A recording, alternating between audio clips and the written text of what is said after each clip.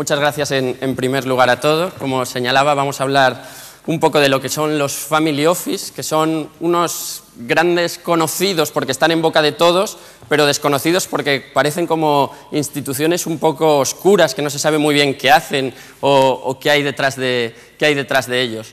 Para empezar con un poco de historia, los Family Office se pueden decir que nacen del concepto antiguo de la Edad Media del mayordomo, de la necesidad esa que había de una persona que se encargase de coordinar todas las necesidades que hubiese en los castillos, de coordinar las cuadras, las cocinas, las amas de llaves.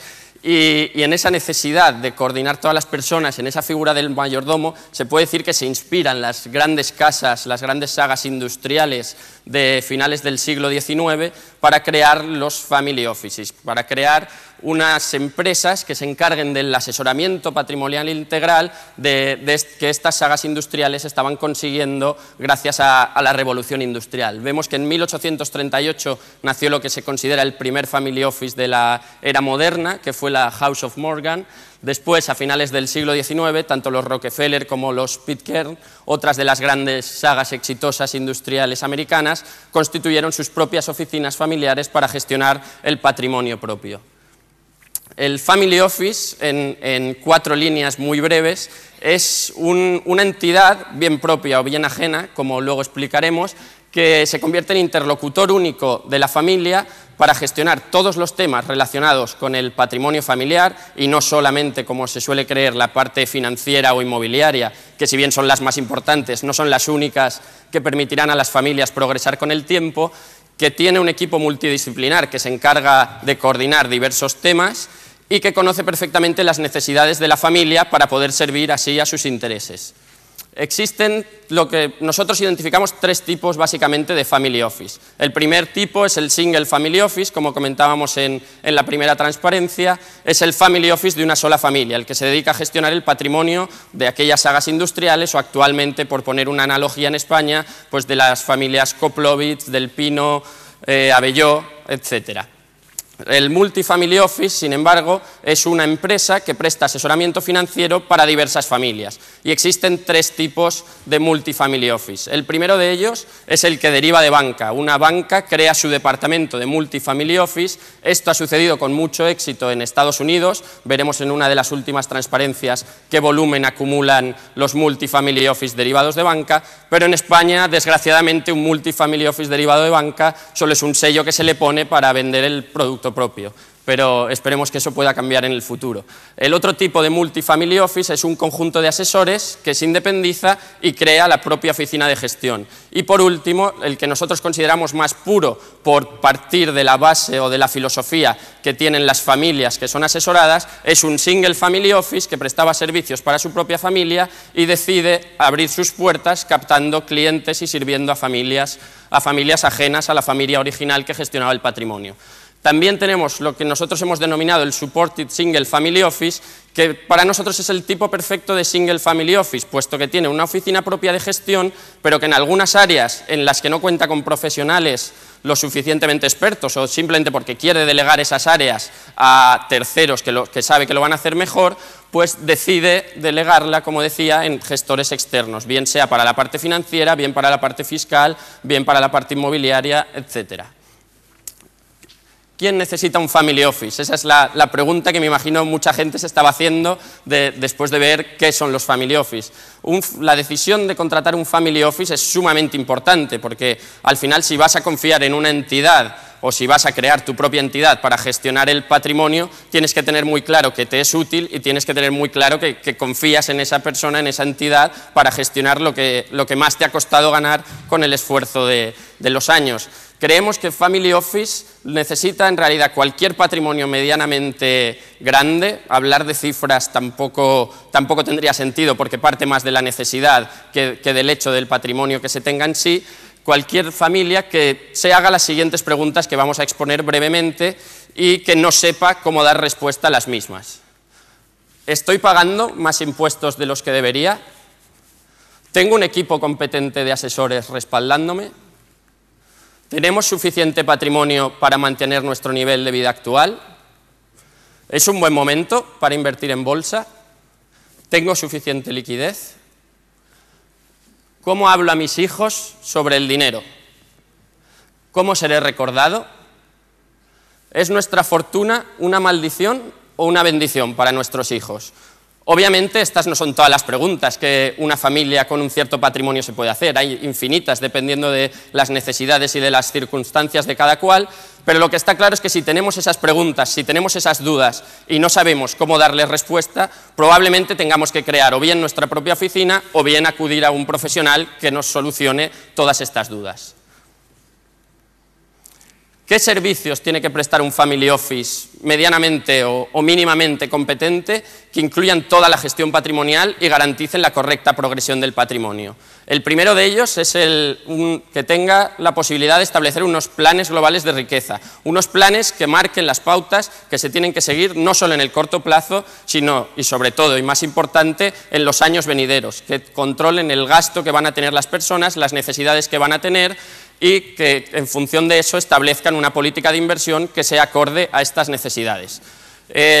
También deben tener un equipo experto en asesoramiento financiero que conozca todos los productos del mercado, que realice unos análisis de calidad y sepa distinguir cuáles son buenas inversiones de cuáles son malas, que también dentro de este análisis financiero se tengan en cuenta todos los temas relacionados con bancos, concesión de líneas de crédito, depósitos, hipotecas, reducción de costes bancarios, entre otros.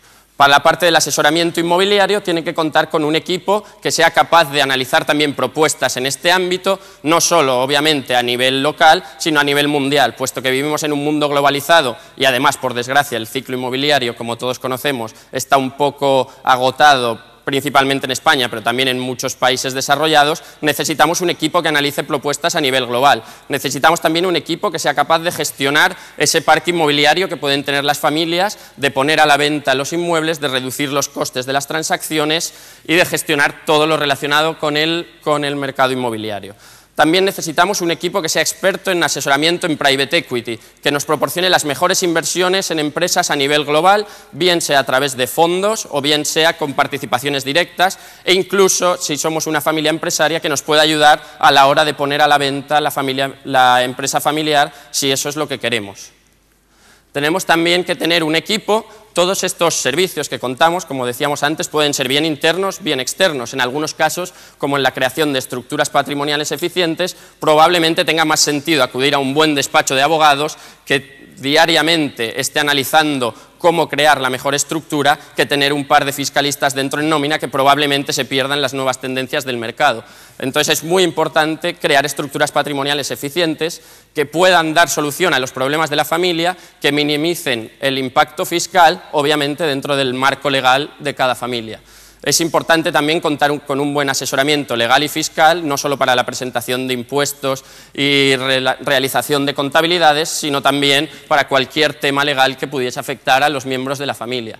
La consultoría de la empresa familiar debería estar también integrada dentro de un family office para garantizar que en cualquier saga empresarial se pueda producir una continuidad en la familia y en la empresa y que con el paso del tiempo no se vaya a ver afectada la progresión de esta compañía por el hecho de no haber planificado correctamente la sucesión y de haber marcado unos protocolos de incorporación en los años sucesivos de los miembros familiares. También tiene que tener en cuenta todo lo relacionado con las herencias, las sucesiones, los testamentos, puesto que cualquier imprevisto de última hora, cualquier fallecimiento súbito o accidente, si esto no está regulado y pautado, podría poner en grave peligro no solo la propia empresa, sino incluso el patrimonio familiar. Por último, también deberían tener en cuenta cualquier family office que se constituye el hecho de contar con consejos de familia que incluyan a todos los familiares. Por una parte tendremos el consejo de administración de la empresa, pero por otra tenemos un consejo de familia que debe incluir a todos los miembros. Obviamente una familia muy grande no puedes hacer un consejo de familia con todos los miembros, pero de alguna manera que estos puedan dar su opinión, puedan verse representados en estos consejos para así limar asperezas, remar todos conjuntamente para una correcta progresión del patrimonio familiar. El coaching de herederos es un servicio que realmente dudo que haya muchos family office en España que estén haciendo, y aquí entre profesionales de las finanzas como estamos reunidos, sabemos perfectamente que la formación financiera en España es bastante mediocre e inexistente, y nosotros creemos que es muy importante que exista una figura de formador en gestión de patrimonios, puesto que la mayoría de futuros tenedores de patrimonio no han recibido esta formación y podrían verse los patrimonios comprometidos por el hecho de no saber cómo gestionarlos. Un coaching, una formación de herederos garantiza o minimiza los riesgos a los que se puede ver expuesto un patrimonio, puesto que los herederos ya conocen perfectamente cómo gestionar el patrimonio y ya sabrán decidir si quieren delegar en un tercero o si quieren asumir ellos mismos la gestión del patrimonio familiar. Por último, la filantropía, creemos que también es un hecho que un family office siempre debería tener en cuenta. Nuestra opinión es que cualquier familia que ha obtenido riqueza de su entorno debería devolver a la sociedad parte de lo que la sociedad le ha dado a ellos. Y ese es un beneficio en sí muy grande, pero es que además, con el paso de los años, hemos visto que las familias que a veces tienen rencillas, que a veces tienen problemas entre los miembros familiares, al dedicarse a proyectos filantrópicos conjuntamente, mejoran las relaciones entre los hermanos, entre los familiares, y consiguen que haya una armonía familiar que luego ayude en la correcta progresión del patrimonio en sus otras áreas. Dos servicios que son más accesorios, pero que también es necesario o es bueno tener en cuenta, son el de concierging, que se refiere a todo lo que tiene que ver con el ocio de los clientes, desde la reserva de viajes hasta la planificación de unas vacaciones, el llevar el coche al taller, cualquier cosa que tenga que ver con el ocio de los clientes. Y por último, los seguros. Un family office debe tener en cuenta siempre todos los seguros de la familia, minimizar los costes al máximo y ser capaz de detectar aquellos que cubran perfectamente las necesidades de la familia. ¿Cuáles son los beneficios de poder gozar de todos estos servicios dentro de una estructura propia o de una estructura de tercero? Evidentemente, el primero es muy claro. El hecho de integrar en un único interlocutor, en una única persona que conoce todo lo que tiene que ver con tu patrimonio, provoca el beneficio claro de que los asuntos se despejan claramente con una única persona, en vez de tener que ir acudiendo al asesor financiero, al asesor inmobiliario, al fiscalista, que además a veces no conocen otras partes de tu patrimonio que son importantes para tener una visión global. Un estudio exhaustivo de los riesgos que viene derivado de ese conocimiento. Cuando uno acude a la entidad financiera para que le diga qué hacer con el millón que tiene depositado, si ese asesor financiero desconoce que detrás hay una empresa familiar que el año que viene va a salir a bolsa, o que hay un parque inmobiliario grande que se puede vender y tiene liquidez, no puede actuar de la misma manera que si tiene ese dibujo global, con lo cual, al tener el dibujo global, nos garantizamos que se puedan acometer diferentes inversiones minimizando los riesgos. La política de inversión adecuada a las necesidades de la familia. Cuando se conoce perfectamente a los miembros de la familia, se conoce toda la composición del patrimonio global, se conocen todas las circunstancias personales de cada miembro, es mucho más fácil elaborar una política de inversión a medio y largo plazo que cumpla con todas estas expectativas. Obviamente, lo mencionaba al principio, el ahorro de tiempo al poder delegar en una persona con la que despachar todos los temas relacionados con el patrimonio es evidente. En los costes también se ahorra, porque al centralizar todo podremos gozar de mejores comisiones bancarias, los interlocutores inmobiliarios también reducirán sus comisiones, provocando todo ello un ahorro en los costes. Por otra parte, los asesores familiares, que son una figura clave y han sido una figura clave en el desarrollo de la empresa familiar a lo largo del tiempo, no por el hecho de crear una estructura familiar propia o por el hecho de ir a un multifamily office que los asesore, se tienen que dejar de lado, en absoluto. Son personas muy, muy importantes porque conocen a la familia mejor que nadie y además pueden ayudar, bien en la estructura propia o bien apoyando al despacho que asesore, pueden ayudar a mejorar esta gestión del patrimonio. La involucración en proyectos filantrópicos que comentábamos antes puede contribuir también a la mejora de la armonía familiar.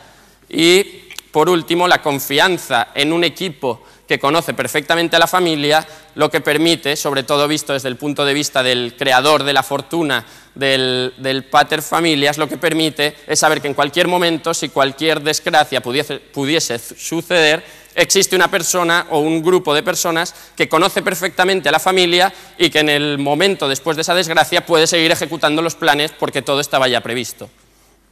Las perspectivas que comentaba al principio del negocio de family office y multifamily office en el mundo, obviamente empiezan por donde se originó el término family office. En Estados Unidos, como podemos ver, hay las 20 mayores empresas gestionan o asesoran aproximadamente 350.000 millones de dólares de patrimonio, siendo la mitad de ellas, 11, aunque tenemos Rockefeller, el family office de Rockefeller, que en parte es propiedad de Societe Generale, 11 están en manos de empleados que son asesores que se han montado su family office, o de familias cuyo single family office prestan servicio, y la otra mitad están en manos de entidades bancarias, entidades financieras que crearon sus departamentos de family office independientes, independientes más que en España, como mencionábamos antes, y que gestionan todos los activos de la familia. En el Reino Unido, si bien el término obviamente es conocido y todos los actores del mercado saben lo que es un family office, tampoco existen muchas empresas, además de que no existen muchos datos fiables y transparentes de cuántas empresas están actuando en este sector. Se puede decir que una decena, por lo que nosotros conocemos y leemos, de family office totalmente independientes sí que existirían, pero también hay muchas empresas que aprovechan el tirón de dicho término para poner el cuño de family office, que es algo similar a lo que podríamos decir que sucede en España, donde el término es conocido, como mencionábamos, por las grandes familias empresarias españolas de toda la vida, pero no se conoce tanto el servicio que los multifamily office, los cuales existen al menos 3 o 4 en España totalmente independientes y que pueden prestar todo tipo de servicios, se desconoce, como decía, este sector. Diversas instituciones, además, como veíamos en Reino Unido, como pueden ser EAFIS, empresas de M&A o despachos de abogados, acuñan el término family office sin realmente prestar todos los servicios que a nuestro entender un family office debería prestar. No quería, por ser un congreso financiero, finalizar mi charla, aunque Aitor me dijo que hablase de los family office, sin dar un poco la visión de cómo creemos nosotros que se tiene que proteger el patrimonio de los clientes en lo que ahora, como mencionaba Mark, Bill Gross se ha dado en llamar el New Normal. Por hacer una pequeña mención, el Old Normal, o sea, la normalidad que vivíamos en 2007, antes del crack, era que el activo que menos riesgo tenía era la renta fija soberana. Pero eso, como estamos viendo con los continuos bailouts en Estados Unidos, como estamos viendo con las crisis de deuda en países como Portugal o Grecia y quién sabe si España en el futuro, realmente ya no es válido a nuestro entender. O sea, el New Normal, la protección en renta fija de países desarrollados, ya no es la manera en la que creemos que se tiene que proteger el patrimonio a largo plazo, sino que estamos en un New Normal.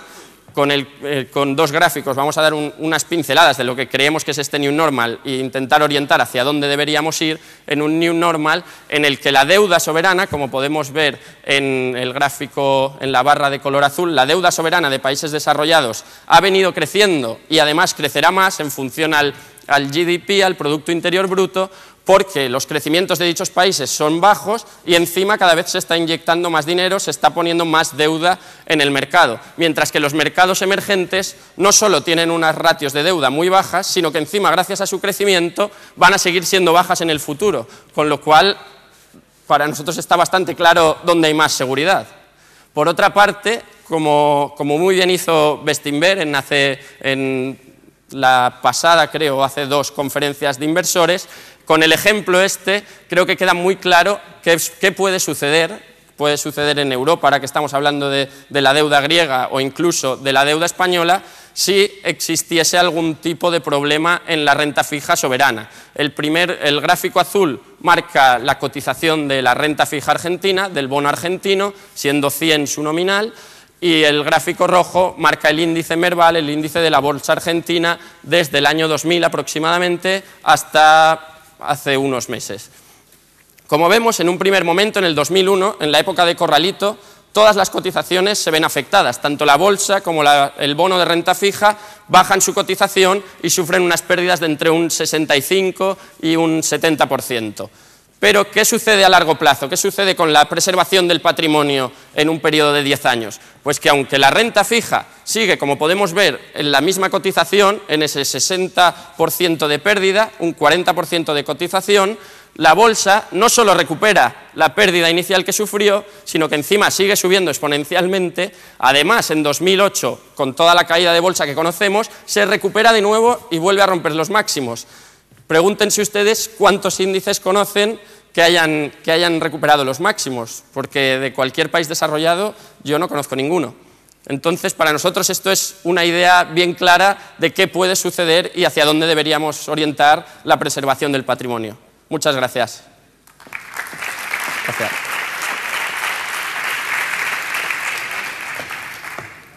Entro directamente para no ir perdiendo ni segundos, tan siquiera. En estos momentos de crisis, ¿sabes si la tendencia es asesorar a estas familias a que inviertan su dinero en España o fuera de nuestras fronteras?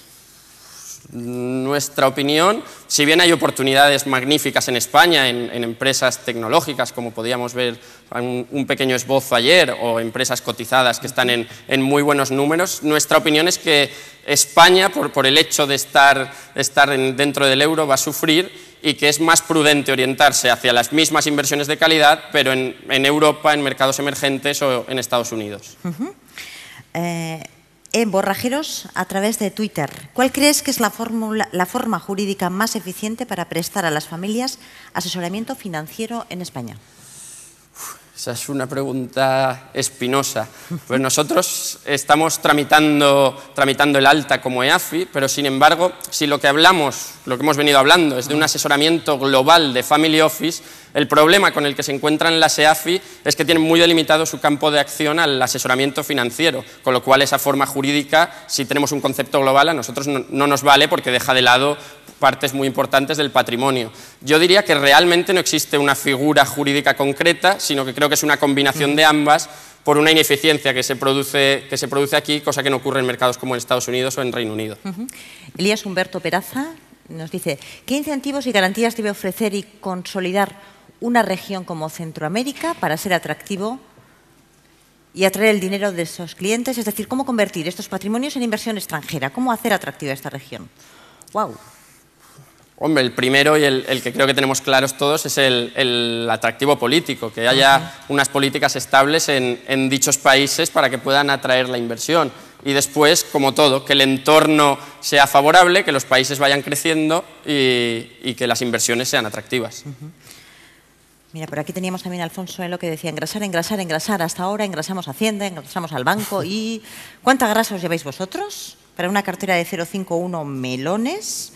¿Y luego qué queda para el inversor? A veces tengo la sensación de quedarme con mucho pan y poco jamón. Sí, porque por desgracia también es mucho y es muy habitual lo que se ve en nuestro sector. Al final nosotros pensamos, no queríamos hacer la presentación muy comercial, pero ya que la pregunta va por ahí, nosotros pensamos que la mejor manera de cobrar es cobrar directamente del cliente unos honorarios, descontando todas las comisiones bancarias que se puedan percibir. Hay muchas comisiones ocultas en fondos que gestoras perciben y no devuelven a sus clientes, lo cual merma independencia, y hay muchas comisiones inmobiliarias que tampoco se devuelven. Nosotros pensamos que de esa manera, devolviendo esas comisiones al cliente, no solo el coste es mucho menor, sino que encima se garantiza una independencia, y por otra parte los beneficios son claros porque al agregar todo pues tienes unos mejores rendimientos, y en cualquier caso siempre se puede abandonar el asesor, o creemos que se debería ofrecer la posibilidad a los clientes de abandonar el asesor si los rendimientos no son buenos. Nos preguntan desde bolsa.com vía Twitter, ¿cómo han evolucionado las riquezas que se han generado a partir del sector del ladrillo?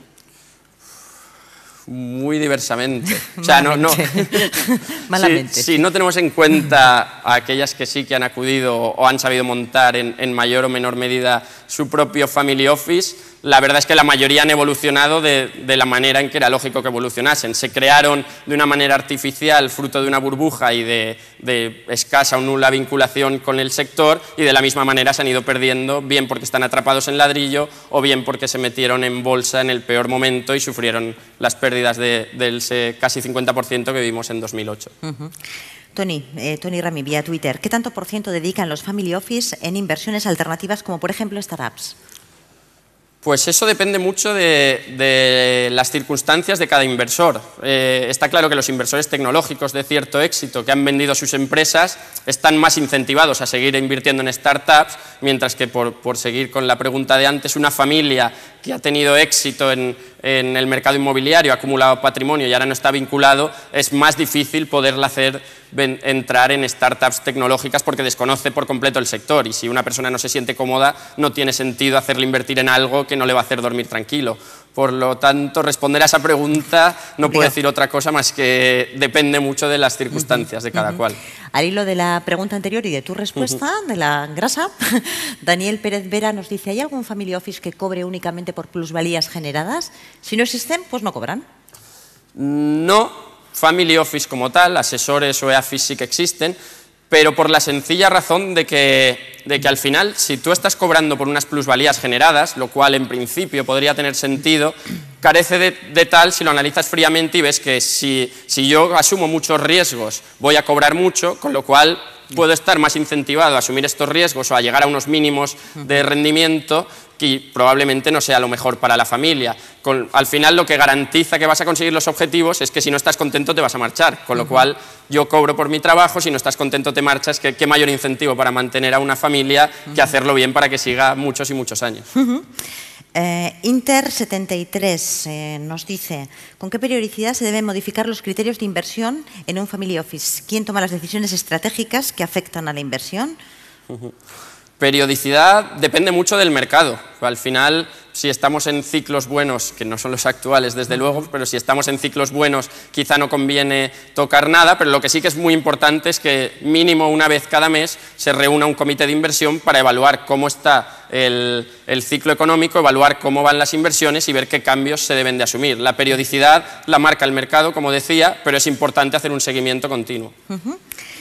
Y sí, tenemos tiempo para una última cuestión. Ferdinand LN, a través de Twitter: ¿es recomendable invertir en bolsa española en la situación actual?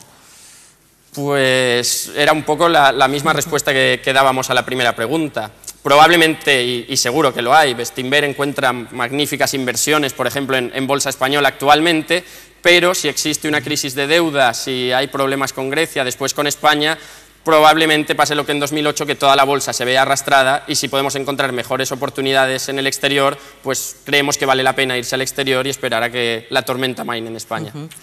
Estupendo. Pues Santi Solvers, Cluster Family Office, muchísimas gracias. Muchas ha sido un gracias auténtico placer. Un aplauso, por favor. Gracias.